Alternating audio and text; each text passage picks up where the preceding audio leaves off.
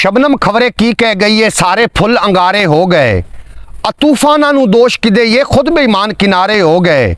कुत्ते चोरियां लभदे फिरदे, बंदे बेइतबारे हो गए।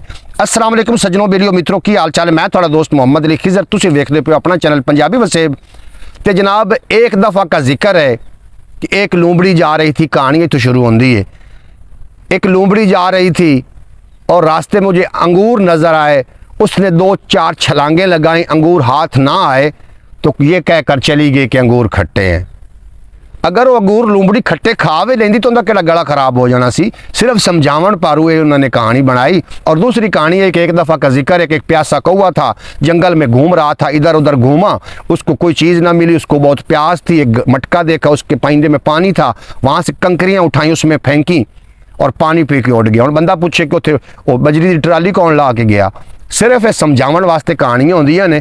और इतनी मुश्किल कहानियां दे विचों अगर तुसीं समझ जाते हो तो मेरियां तो कहानियां आसान जी होंदियां ने। इनू एंड तक सुन सो तो इंशाअल्लाह ताला तुहानूं इहदी भी समझ आ जासी। गल कहानी इस तरीके शुरू होंदी है कि सब तो पहले तो मैं ये गल करना चाह रहा कि कहानी नूं अथाह गहराई नाल उहदी तहकीक करना ज़रूरी है। अगर कोई किसी नूं कह देवे ना वो खर दिमाग आ, या मैं बाज़ औकात बंदे खुद भी वेखे ने अपने आप को आख रहे होंगे मैं बड़ा खार दिमाग आऊँ, मेरे को बच के रवी, मैं बड़ा खार। हुण उन्हें पता नहीं भी खार दिमाग आंदे किनू हैं। तुहानूं पता है खार दिमाग किनू आंदे? मेरे दोस्तों, खर दा मतलब है खोता, दिमाग दा मतलब है दिमाग। खर दिमाग मतलब खोते वाला दिमाग।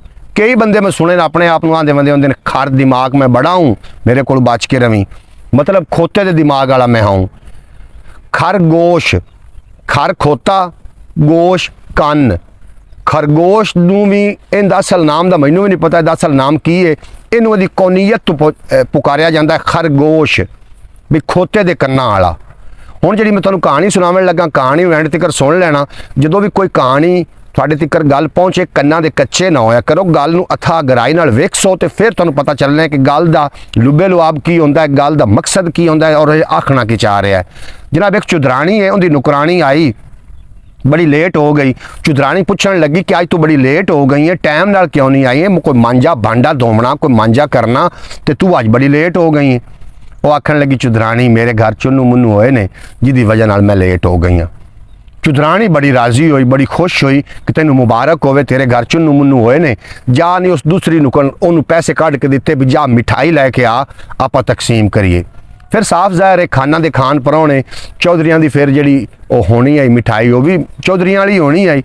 वो मिठाई लैके आई, तकसीम कर ही रहे हैं तो उत्तू चौधरी आ गया।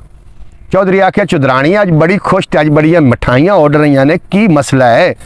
चुदरानी आखन लगी कि अपनी जी मुलाजमा है ना, इनके घर चुन्नू मुन्नू होए ने, इस वास्ते मैं मिठाई वंड रही हाँ। चौधरी नूं बड़ी खुशी हुई, उस आख्या मिठाई मैं भी वंडना। वो आदे डेरे च गया, कोई मिठाई लै गया, उत्थे जड़े हाँ नौकर चाकर आन या जड़े उत्थे दे लोग दोस्त आन, उन्होंने विच उस तकसीम मिठाई की। जो मिठाई तकसीम की तो वो पुछण लग पे चौधरी साहब खैर है कादी मिठाई है, खरीयत तो है?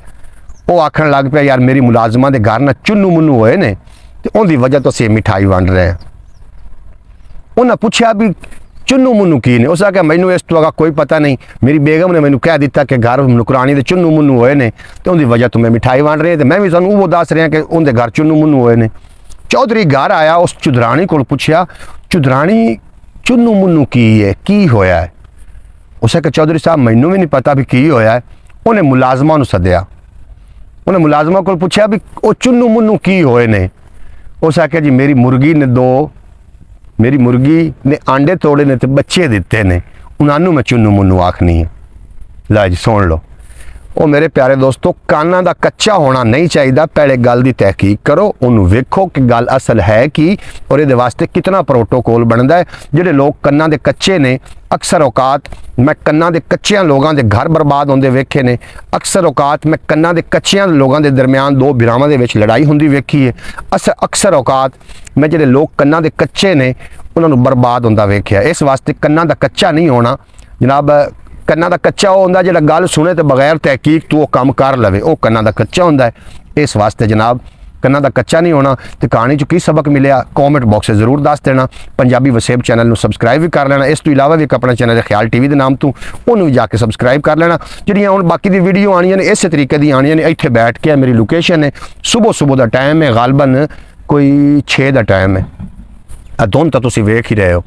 ਇੱਥੇ ਆ ਕੇ ਮੈਂ ਵੀਡੀਓ ਰਿਕਾਰਡ ਕਰਨਾ, ਇਜਾਜ਼ਤ ਦਿਓ, ਮਿਲਦੇ ਹਾਂ ਇਨਸ਼ਾਅੱਲਾ ਤਾਲਾ ਕੱਲ ਦੀ ਵੀਡੀਓ ਤੁਹਾਡੇ ਤੇ। ਮੇਰਾ ਰੱਬ ਰੱਖਾ। ਪਾਕਿस्तान जिंदाबाद, मेरे दोस्त पाइंदाबाद।